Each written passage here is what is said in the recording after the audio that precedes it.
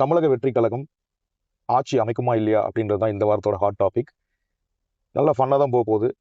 நான் ஏற்கனவே சொல்லியிருந்த மாதிரி உங்களுக்கு பிடிக்குதோ பிடிக்கலையோ இனிமேல் தினமும் பிரேக்கிங் நியூஸ் தான் நம்மளை ஒரு வழி பண்ண போகுது.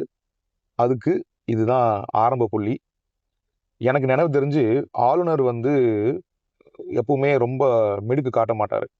கருணாநிதி ஜெயித்த போதும் சரி, ஜெயலலிதா ஜெயித்த போதும் சரி, ஸ்டாலின் அவர்கள் ஜெயித்த போதும் சரி, ஒரு மிடுக்கு காட்ட மாட்டாங்க. ஜெயிச்சு வந்ததுக்கு அப்புறம் அவங்களோட வேலையை காட்டுவாங்க.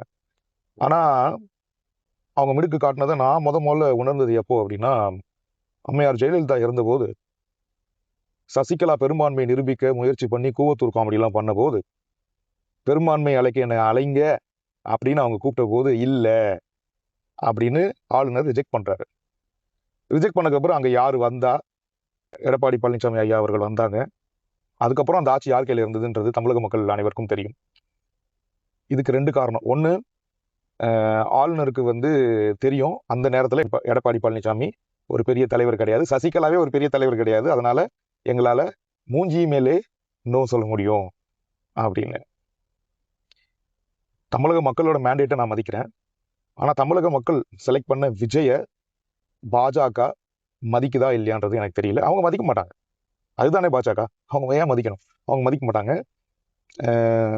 அப்போ அவங்க என்ன நினைக்கிறாங்கன்னா, தாவேகாவின் தலைவரை ஒரு தமிழ்நாட்டின் பெரிய தலைவராக அவங்க பார்க்கல. அப்போ அன்னைக்கு எடப்பாடி பழனிசாமி சசிகலாவுக்கு நடந்தது தான் இப்போ விஜய்க்கு நடந்துட்டு இருக்கு. என்னோட விருப்பம் தாவேகா தலைவர் விஜய் அவர்கள் ஆட்சி அமைச்சு சிறப்பாக செயல்படணும்னு தான் என்னோட எண்ணம். ஆனால் பாஜக உள்ள வந்துடும் சொல்லி பாஜக உள்ள விட்டுட்டோமோ அப்படின்றது தான் என்னோட கணிப்பாக இருக்கு.